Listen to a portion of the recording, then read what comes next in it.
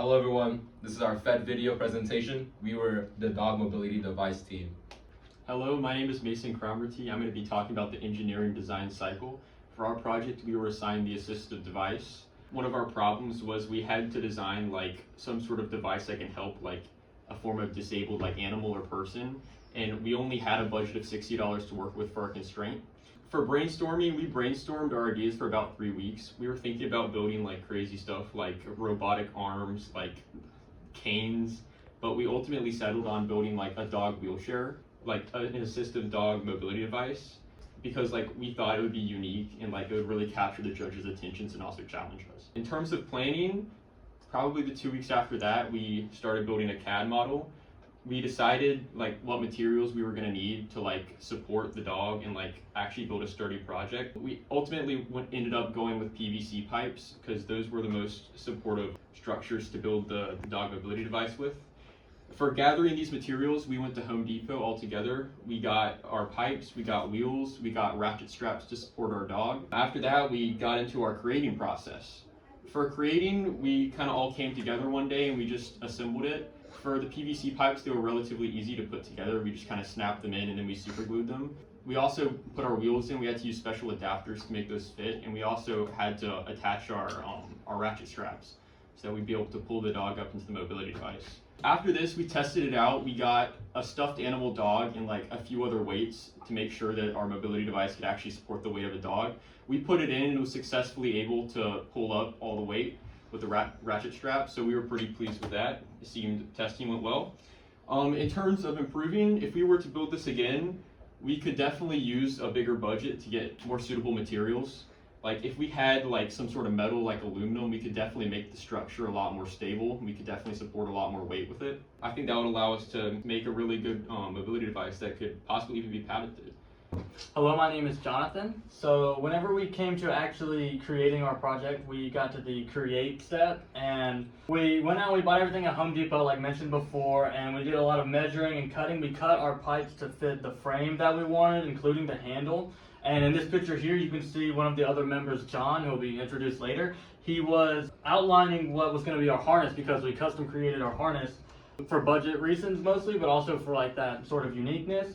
And in this one here, this is not all the way put together, but as you can see, you have our frame put together, we have the cutout of our harness there, and we have one of our ratchets put there. And you'll see in a little bit whenever we bring out our actual device that this was a really good outline of what we wanted.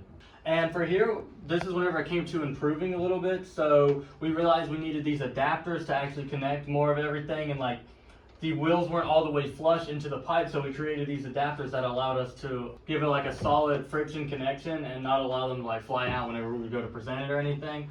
We also had these ratchets here with the other adapters, and we also had, when we made our handle, we had the intention of making it adjustable, so not only could it move depending on your height, but also you could fold it in for storage.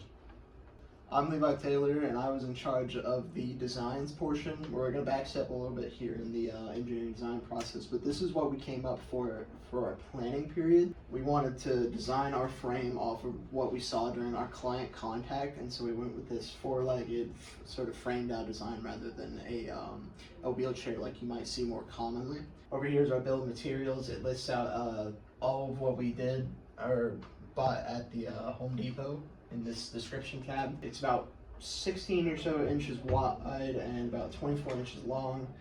And then the handle here, we custom designed that, and you can see I've already labeled it 120 degrees, it's where it usually would sit, but as said before, it is adjustable. Hey, my name is John Matthew. I worked on the functionality research of our device. After discussing with our client the current issues they faced with the technologies used for larger dogs, we discovered that it would be easier to lift dogs up using a ratcheting system rather than using bare strength to lift the dog up, as ratchets make lifting weight a lot easier. And we can show that in right now. Alright, so here's our mobility device that we developed. As you can see, we have 4 ratchets around the entire system, and let me demonstrate our ratcheting system with you. So Rocky, could you please come here? So essentially, the vet techs, they will move the dog into the harness as so.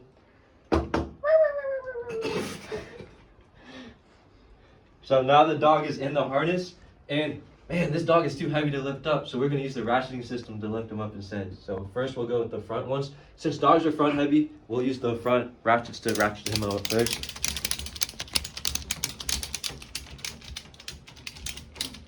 Now the front of the dog is in the air, so now we'll use the back ratchets to help lift the back end of the dog up.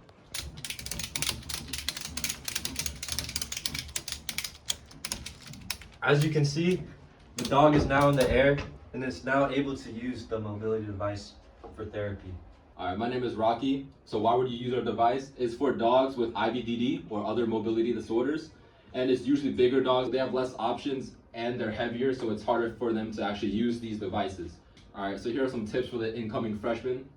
So you want to contact your team as early as you can. Make sure you have a weekly meeting time or like a bi-weekly meeting time. So just have a time where you guys are going to meet up, talk about the projects, talk about your assignments.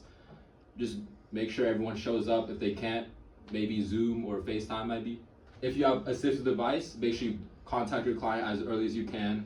Make sure you talk to them about any issues, anything you can improve on, and just make sure you get your project in as early as you can so you have more time to work on the prototypes and making it better.